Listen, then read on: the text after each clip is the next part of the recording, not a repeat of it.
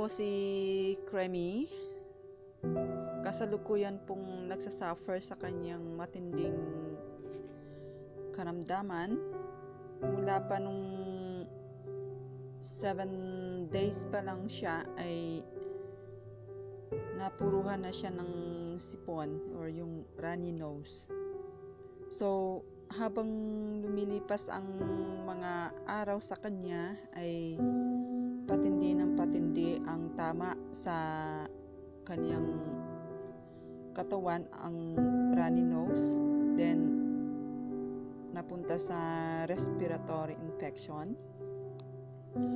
Then, sumunod, after ng ilang days or ilang weeks ay nakitaan kong bumuti na ang kanyang kalagayan. Kaso lang po, ang kanyang mata ay nagsasuffer pa rin gawa nung nagkaroon po ng pagmumuta.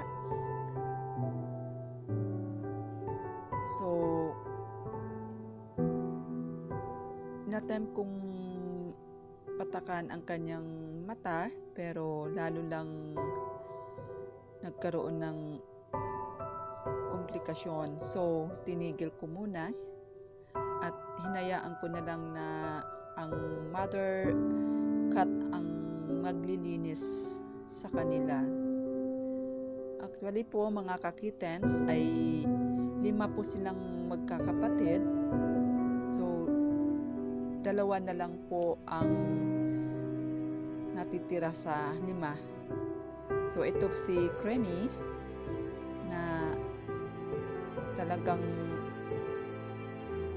nanghihina at naka-schedule na rin po na ipa-check up ko siya sa vet dahil gabi na po at mag-alauna na po ng madaling araw. So, wala pong 24 hours na vet dito malapit sa amin. Kung kaya't inabuti kong palipasin muna ng magdamag para kinabukasan po ay ready for check-up na siya.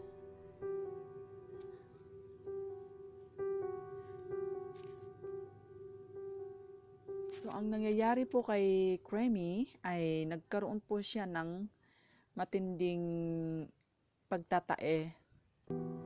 Then, pinainom ko siya ng deworm, pang-deworm.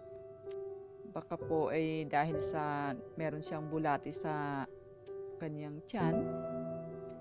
Then, nung na-deworm ko siya ay siyempre po, iba po ang panlasa sa kanila. Kaya after na mga 5 minutes ay nagsuka po. So, agad kong ni-research kung yun po ba ang mga sintomas or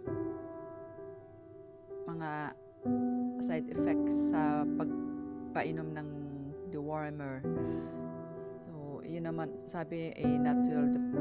Pero para sa akin ay hindi dahil nung dineworm ko ang ibang cat namin ay hindi naman po nagsusuka. So, itong si Creamy ay talagang nagsuka po siya kasabay po ng kanyang matinding diarrhea na kasama na rin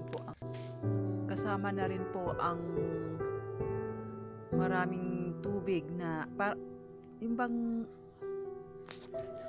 napakasangsang na amoy na para bang matagal nang naka-stack yung isda na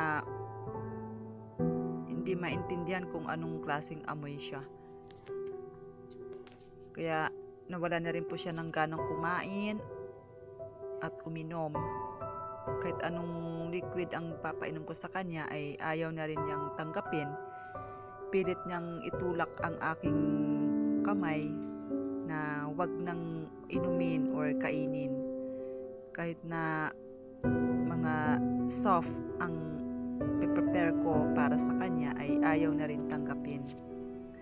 So, minabuti kong monitor siya. So, mag-aalas 3 na ng madaling araw ay nakaantabay pa rin ako sa kanya. Pero hindi rin maiwasan na inaantok ako kung kaya't nagpalipas ako ng ilang oras na idlip ako saglit habang siya ay natutulog.